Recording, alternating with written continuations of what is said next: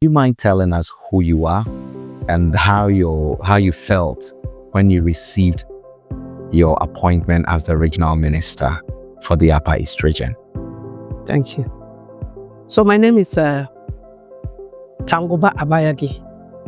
Originally, I was actually Paulina Patience Abayage, but I dropped the two English names, gazetted, took my original local name, Tangoba Abayage.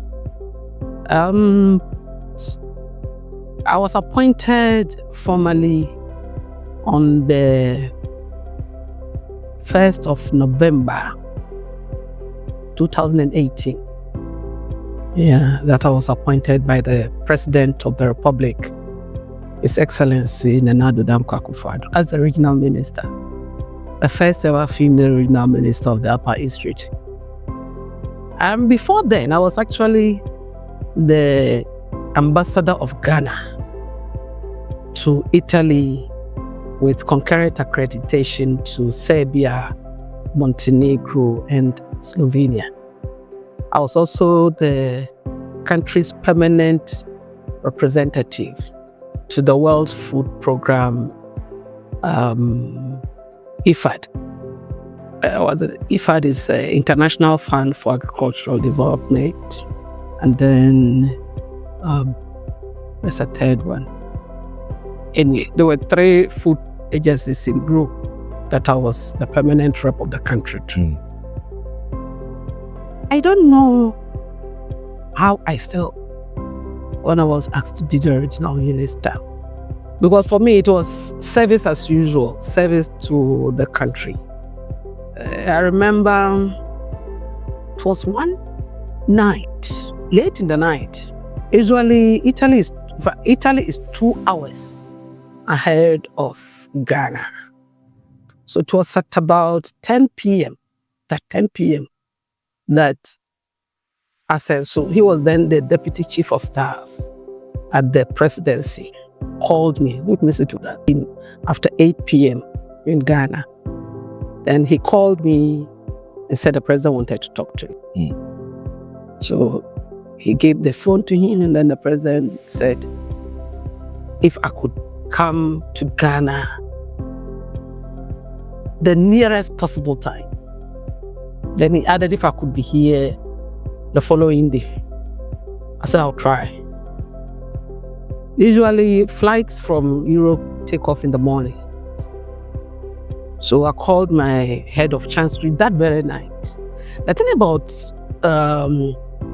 missions abroad is that we generally don't sleep. In fact, you sleep with one eye open, especially the officers, because you don't know at any time when your ambassador will give you a call. So when I called, she picked. And then I told her the president wanted me in the country the following day. She also called her accountant and other officers. And by 3 a.m., I was at the airport to pick a flight. By 6 p.m., I was at the presidency. Yeah, the following day by 6 p.m., I was at the first day. So the president told me that he wanted me to come and then take over from Honorable Roxanne Bukari as the regional minister. Wasn't sure how my reaction was going to be. So, hey, even if you ask me to come back home and sit, it's your prerogative. I'm happy to serve under you. I'm happy for the confidence you've reposed in me, and I'm happy to serve anywhere that you choose for me to serve. Right. So I went and got myself ready. I think I was given about a month to get myself ready and then come. And I came. And I was vetted, and the rest is history. Now let's talk about your area of priorities on your appointment as regional minister. What were your top 3 areas of priorities when you assumed the office as regional minister? I like that. I was sworn in on Thursday, and first Friday, I attended my first ever cabinet retreat. And when we were, that was the first, I think they were inviting regional ministers to be part of the cabinet retreats. So the same question that the president asked, he asked all the regional ministers to give their 3 top priorities. I hadn't been in the region as a regional minister yet, but I had been following trends on social media, and I knew the needs of the Upper East region. The first and foremost for me was the Bolga-Boko-Pullman Road. It had been an albatross around the neck of the government for ages. We all know that that particular road became unmotorable from 2000 and I think just about 8. It was a very solid highway. I used to drive on it, and I could use 45 minutes those times to drive from Bolga to Boko. So when it became problematic and you had to spend about 2 hours on that unmotorable road, it became an uncomfortable situation for the rich. So that was the first priority on my list.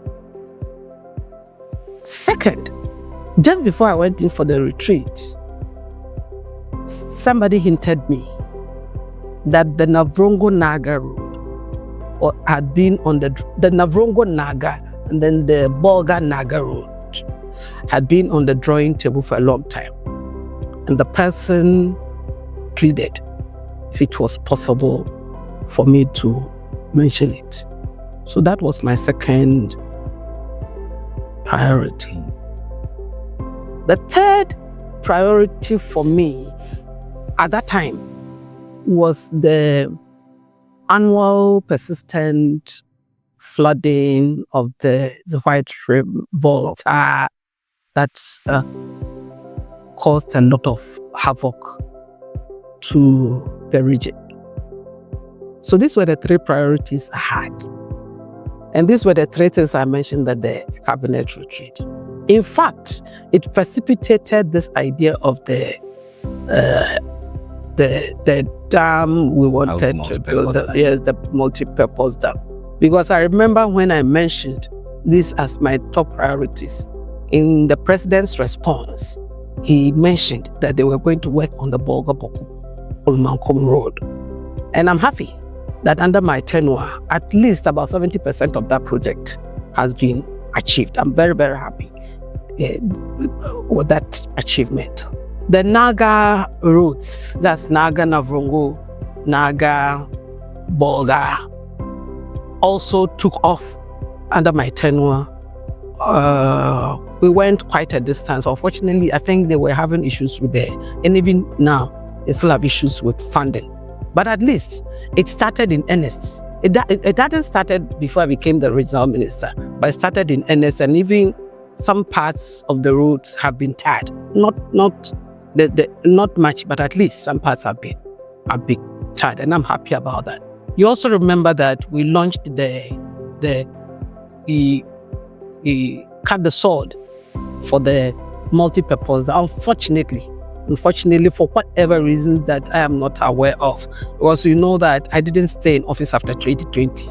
For whatever reasons that I am not aware of, because every regional minister has his or her priority. Because it was a priority for me, maybe the story would have been different. I don't know. I'm not in a position to tell. But unfortunately, although we cut the sword for it and a lot of money went into it, sometimes people think that once you cut the sword, they have to see the structure rising up. In projects like that, because it's so massive, and it was covering 6 districts, getting the lands and then paying compensation, which I know some people were already paid compensation, demarcation of the lands, community entries, a lot of work went on. Even project site to take, charge of project site, and all that happened. Road was constructed to the project site and all that. So money went into it. I've heard amounts being flagged here and there. As I said, because I wasn't the regional minister after a while, it's difficult for me to tell, but I'm not happy that we couldn't see the fulfillment of that. It was a project that was dear to my heart. It's unfortunate that we couldn't work on it. Let's talk about how you were able to navigate the transition from your predecessor's administration taking over? No, I've been a public servant for a very long time. So working in public service isn't a difficult issue for me at all, no. And I've always been in a managerial position.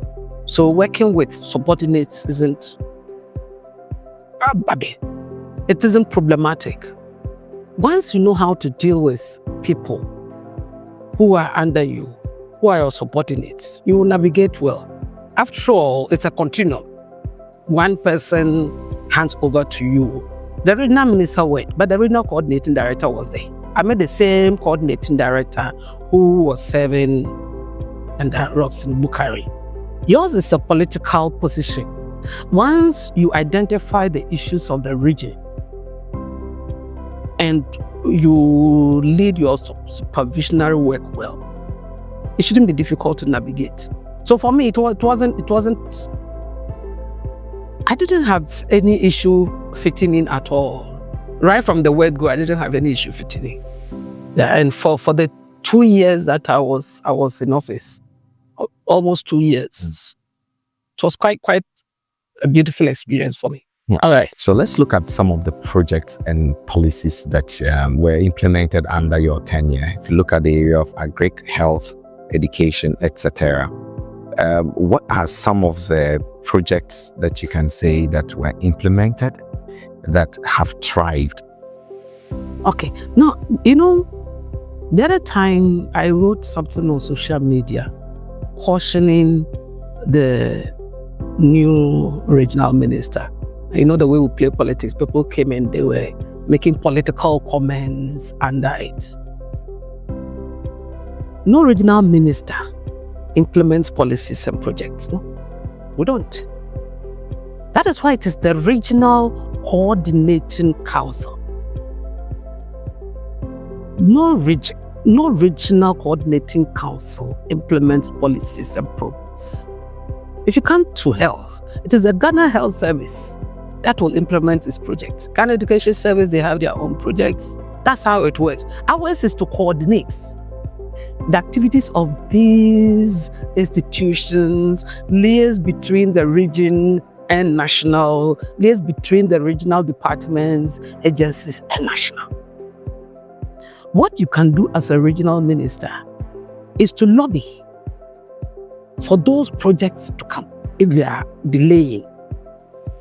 So for instance, if GET Fund is supposed to build a school and it's not forthcoming, then you, the regional minister, can use your clout as a regional minister, go to GET Fund, go and meet the administrator and lobby for the expedition of it. I remember BTU, today BTU, it was not BTU there, it was Bolga Polytechnic. He was then the principal, he wasn't the vice chancellor. Alna will come to my office and plead with me, we should talk for them to turn the school into a university, because they weren't getting students because other polytechnics had been turned into universities. We did a lot of lobby, and I'm happy that I was the regional minister when it became a technical university before I left. So that's what we do. I know we built a lot of these emergency classrooms and dormitories when as a result of the free SHS, the influx of children to secondary schools, and again, we had to do a lot of lobbying. But eventually we got a lot of schools to get projects and huge projects I'm talking of. You see, Zamstek, there are dormitory just behind. Yeah, it's one of them. If you go to Bogis, we have projects there that was built under this emergency. Nabasco has, Aware has, Nabangu, Boku, technical and secondary schools. So that's what you do. Just as I told you about these roads. We don't build roads. Regional ministers don't build roads. It's the Ghana Highways Authority, Ghana, urban roads, feeder roads. All you do is to lobby for it. You see the street lights. Let me tell you about these street lights. At that time, the chief director for Ministry of Energy was a brother. from Bongo. One day, and a very good friend. So we're having a conversation. I say, I saw these beautiful street lights in Bongo, about 100 meters stretch or something. Why don't you let us bring some to this region? Because Bolga is the capital of the Upper East region. You are from Upper East. See if you can use your good offices to let us beautify the regional capital street lights. Today is what we have. So that's how it started. I remember when I had one of my Meet the Press series, and I mentioned it, and I mentioned the figure 45 million Ghana cedis. You, the press people, took me on. You took me on and fried me like fish. But as you can see, that project, it starts all the way from Winko to Anlatin. And they haven't finished though. In fact, it is supposed to go on the Boku Road all the way to the customs barrier. And then it's supposed to be on the XT Road, the XT Hotel. XT Hotel. Yeah, supposed to go on that road also down there. But the reason we haven't done the Boku Road is because, they haven't finished. Well, I'm hoping the contract is still there and valid. Because when they finish with the bridge, which is the only portion that is left, then the electricity is the street lights is supposed to stretch all the way there. So if you have something like that for that amount, I'm sure that now they are not talking about it again because they noticed that it was worth it. And then also about the traffic lights, we didn't have. And this under urban roads. So I'll call the directors, how can the whole regional capital in today's day and age have this old fashion model traffic light, only one? The least wind, there's off. Today is off, tomorrow is on. Today is off, tomorrow is on. So I kept pushing him. I pushed and pushed and pushed. And I told him, look, Boko had one that has fallen off. Navrongo, I'm from Navrongo. You can't tell me they can't get us at least one traffic light. So that's what we do. And I lobbied and we had. Bolga, currently we have 1, 2, 3, 4, 5. They're supposed to be 7. But we have 5. Navrongo is supposed to be 2. We had 1. Boko, I think, was supposed to be 3. I don't know how many they have, whether it's 2 or 1. But so that is what every regional minister is supposed to do. As long as if you don't lobby, you won't get anything. You're not a good lobbyist as a regional minister. Trust me, you will sit for the 4 years, take your salary and go. The only thing you can do is to supervise the works that come. And that's what we are supposed to do, supervise and then report back. Let's look at how you engaged with community leaders and major stakeholders in the region when you took over as the regional minister. Again, it's part of the duties of the regional minister. Engaging the community. That's why, in fact, it's a major part of our activities. Immediately you take over, you're supposed to visit the various, and I think I saw the current regional minister going around. They're supposed to go and engage the traditional authorities, introduce yourself to them, and pledge to work with them. It's important. Once you do that, and you keep having that rapport with them, your tenure is bound to be nice. Apart from the fact that you engage them, introduce yourself and build a rapport, is that it helps with the security of the region. As the regional minister, you are the chairman of the Regional Security Council. It is your duty as the chairman of the Regional Security Council to ensure the maximum security possible for your region. You can only do that if you engage the communities. I had the best relationship with all the chiefs of the region. The fact, some sub called me their wives. I have about 3 or so paramount chiefs who all called me their wives. And then some called me their daughters. As one of Rongo chief, he's even my son, So you, the person, you, the minister, should build that relationship with them. Look, you are the regional minister, yes, but respect is where respect is due. And all the traditional authorities are supposed to be respected and revered as our fathers, as the custodians of our customs and owners of the land. And this is what I did. I interacted with a lot of women. I lobbied a lot for queen mothers to be established in all the traditional councils. Some did. Some, unfortunately, till now, they don't have queen mothers. But those that have, you can see the women wielding a lot of power in their positions, and they help also with the navigation of authority, especially among the women folk, by the traditional authorities. And you've got to keep going. One thing you don't do as a regional minister is to keep sitting in the office. It can be boring.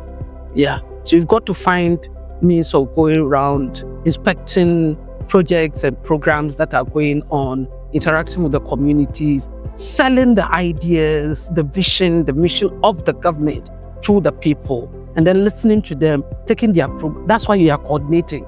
You send from government to them, and you take from them to government. And it was one of the areas I did very well as a regional minister. During your time as regional minister, were there any major security challenges, and how did you address some of these situations that came up? Thank you. We had two. We had two security issues. One was the Bolga chieftaincy issue that reared its ugly head along the line. But fortunately, it's contained within the call that Atubabisi. Yeah, that area, just that small enclave. So anytime there were skirmishes, it was contained within that. So it was easy for us to manage the security. All we had to do was in fact, it's the reason why we have CCTV cameras. In fact, we started with that area. One of the things was to put CCTV cameras all over, because they weren't fighting for people to see. You just wake up and then you see that they've killed somebody that you don't know. Okay. So we put the CCTV cameras to ensure that security was in place. Unfortunately, it helped. For long before I left the office, till date, as we speak, I haven't heard of any of the skirmishes in that area again.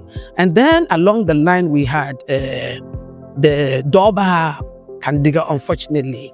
I think that would be in 2020. Yeah, 2020, and it kept on and off until recently when both communities, I'm told, smoked the peace pie. Yeah. So these were the two security challenges we had. Apart from that, some these minor robberies and then thievery, and even we didn't have serious issues with school demonstrations, and then I think a couple of times there was some skirmishes at the Bolga Technical School. Basically, it was quite peaceful when I was the regional minister. Right, peaceful. Yeah. Let's focus our conversation around the development of the Upper East region. For you, during your tenure as regional minister, and even till now, what do you think are some major setbacks to the development of the Upper East region? And do you think that the Upper East region has had its fair share of the national cake? Thank you. I think the biggest problem of the Upper East region is the Upper East region people themselves. We are our nemesis. Trust me, we are our nemesis. We hate development. I mean, it's unfortunate, but that is it. If you want development, you will eschew petty tribalism, ethnic sentiments, and egos, and allow development to come. Is it a regional hospital? We wanted a regional hospital that will be located somewhere so that this one becomes a municipal hospital. The people of the land said no. They don't want to move it anyway. Try as people did in those times. They said no. Eventually, we have Only that one as a regional hospital. We don't have any municipal hospital for Bogota. In what? They moved the old hospital, which is now the one municipal hospital, and built a new hospital as a regional hospital. See, as no airport. Upper East region. Upper West was carved out of Upper. Upper West has an airport. We don't have. Planes can't land here. And all we are doing is fighting over where it should be put. What is wrong with us? They dragged me into it and made a mess of me. I don't care where the airport is situated. I don't care. I mentioned and I mentioned you, we can even go and put it in Kulungungu.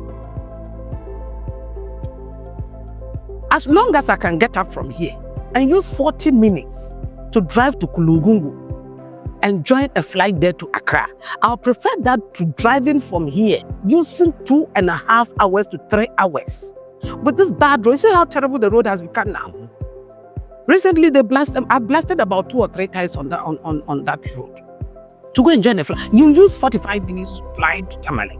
They use 3 hours to drive it. And all we are doing is acting big. You want to bring something, even when you want to send it to a community, after everything, they will say, no, you can't come and build it here.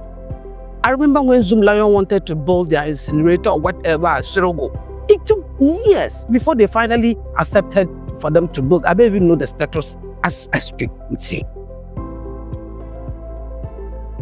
Volga Technical University, that time when Ajeni was the principal, Ajeni was a principal, his office was in his pickup. The way they struggled to get land to build the polytechnic at that time, until finally the Somru chief gave them a piece of land. That's our biggest problem. And then we are fighting. Look at what is happening in Boko. It's such a blot on the conscience of human beings in this country, particularly us. Anytime you want to mention anything about Upper East region, all people think about is Boko and its crisis. We've got to find a way of choosing development beyond our personal interests. It doesn't help us.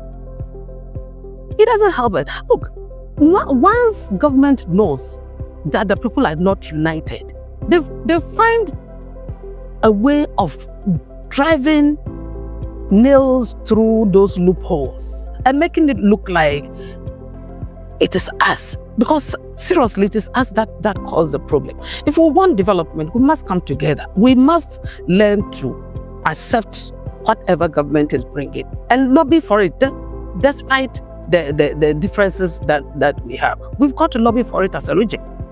When we are going out there, we must go out there as a region, not as individuals, not as Kasines, not as Nankanis, not as Bonaboto, not as Usasis, not as Mamprusis, Fulanis, whatever. No, we've got to find a way of coming together as a region. We are not fighting enough for what is ours. And I don't blame governments. I blame us.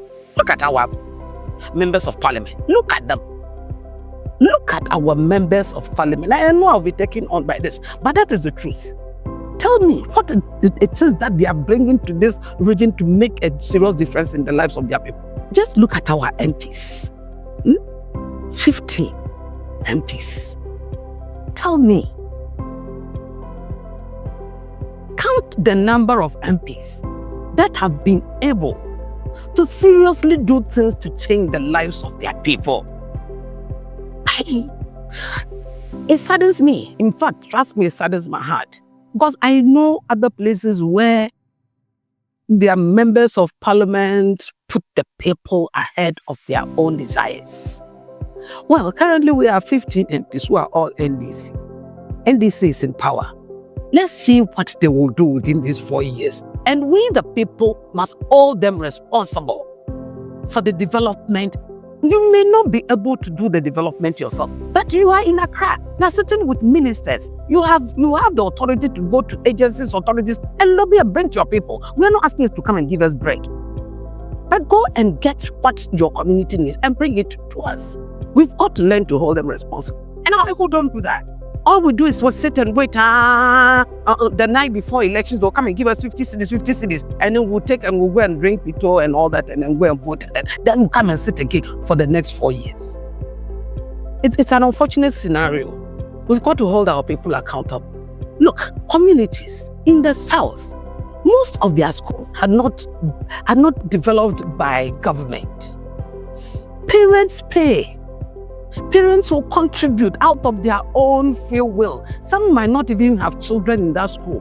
But the community also, every household pay 1 cedi, 10 cedis, 10 cedis. We are going to buy chairs for the classrooms. We are going to put louvers, windows on the classrooms. We don't do that. We don't do that. Even when you put wooden windows, we'll still come and steal those windows and go and make firewood. Then once they've broken those wooden windows, then they are stealing the wooden desk and making firewood. What is wrong with us as a community? Sometimes when I'm talking about this, I get a bit emotional. They'll drop it here. Reflecting back into your days as regional ministers or as regional minister, what moments give you pride and joy? Every moment, every day in that office gave me a lot of joy. That's about me is I'm self-motivated. And my self-motivation supersedes achievements that I make in life. Every day is exciting for me. Every little step is exciting for me. That I get to the office and my staff is happy to see me and that we laugh together. It's exciting for me. That I'm able to crack a joke with the cleaner along the way is exciting. It's as exciting as, seeing the Bolga Boko Pullman-Kom Road develop. That's it. So for me, every day, until date, well, even if there is a staff there who may have issues with me, I will not know. Because I know that every staff at the RCC was happy with my tenure as a regional minister, and that alone is enough motivation and excitement for me. As you said, I remember when I was being vetted, Samuel Okudjeka Ablakwa mentioned it, that he notices I'm social media free for something. And so he wanted to know what I was going to use social media to do. And I told him, I'm on social media 24 hours. When I sleep, but when I wake up, I'm on social media. It's the new media. When people are not using it, I am amazed. You don't use it. You want to go and publish something in the newspaper. You want the TV to come and cover your list. Meanwhile, you don't use social. Today's media is social media. So it's the biggest platform everyone has. Fortunately, it's quite free. It's not free. About the data that you will buy, it's quite free and it's worldwide. So I love what I did with social media, and I started it as the ambassador. In fact, I think I was the most active ambassador on social media, and maybe even till date. I don't think anybody has broken that record yet. Because it tells people, one, it makes people to know that there is a region like Upper East region. It makes people to know that we have this and that in the region where, and it brings market. I remember when I started this Fugu to the World program. At a point, there was one Sona State of the Nation address by His Excellency Nana Addo Dankwa Akufo-Addo. Almost all the women were in Fugu. Almost all the women were in our local clubs, and it gladdened my heart. We took it to such a high level, and then you are able to also market your tourism activities. They're able to market your tourism activities and all that. And I'm praying. Unfortunately, most politicians, and when you want to get into it as a politician, you are discouraged. If I wanted to listen to people, I wouldn't have done it by now. Because, hey, no, your level, you're not supposed to do that. You are a politician, you are a minister, don't do this. And then people accept. And they keep quiet. If you don't tell your story, who is going to tell your story for you? If I didn't tell the story of the Upper East the way I told it, who was going to tell it? Even if I gave, people don't know that I do my own writing. I don't have handlers. No. All what I was doing on social media at that time, I was doing it myself because I know what I want to put out there. Even if you ask people to handle your pages for you, they might not do it with the passion that you would want to do it. So I will encourage politicians. Please do not listen to them. Do what you want to do with social media. Just do it responsibly. That's the thing. It's very important that you are responsible on social media. Because if you are not responsible on social media, it will come back to hurt you in future. So I'm happy with what I did for the Upper East region. And even still doing, now I'm selling tomatoes on it. Yeah. The young man is happy. Before I came on the interview, he called me. He's very happy with the sales, I mean, in a day, he's able to sell 20 bases. No, he wouldn't have been able to do that if he didn't use social media. Now, his farm is almost empty. And he's got his money, his investments worth. Yeah. What are some key areas you think that any regional minister should have a focus on? And if you have a word for the new regional minister, what would it be? First of all, security should be paramount. It's very, very important. Security and peace. Without security and peace, we won't have development. When I became the regional minister, we had Malcolm in Boko. And I was excited the day I went to Boko and I saw Malcolm. I said, hey, see what peace can do. Banks were thriving, people were happy.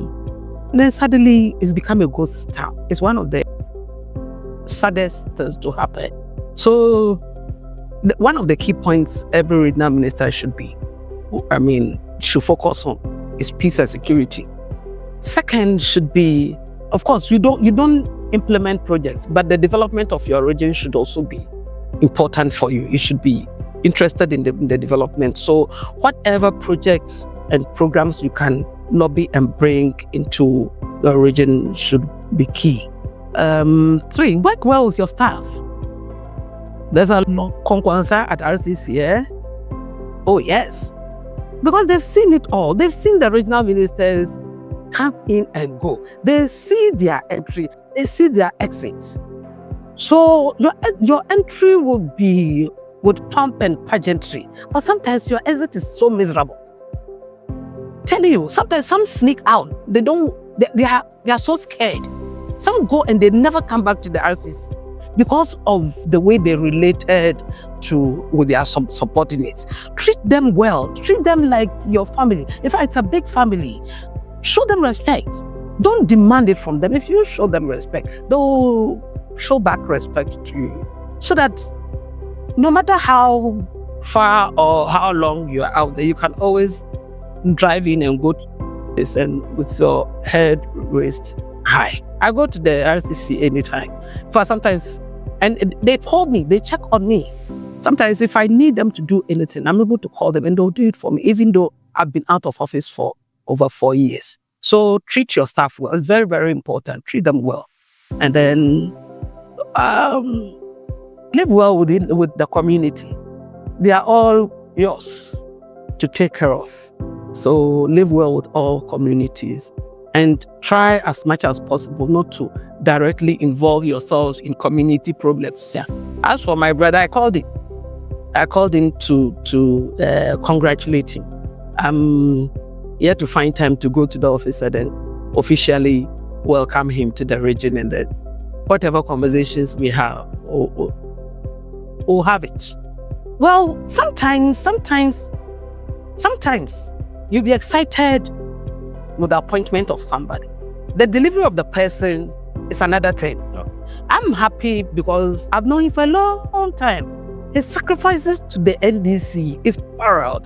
That is why I'm thinking that, it was the best decision. He's been with this party for, I'm sure from his teenage times. After I left the region as the regional director for women, I was transferred to separate.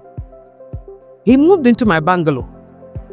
So he was staying in bungalow. He was then the stove feeding program coordinators. And then he moved in and then we went out of power. So after all these years of sacrifices, I thought that it was the best decision the president made. That's why I was happy for it. We haven't interacted like directly for me to know his style and what he brings on as the regional minister. I'm praying that he succeeds, because unfortunately for us, this region has the highest attrition rate of regional ministers. And John Mahama then, I think 4 ministers were appointed. I don't know whether it was both Mills and Mahama or something.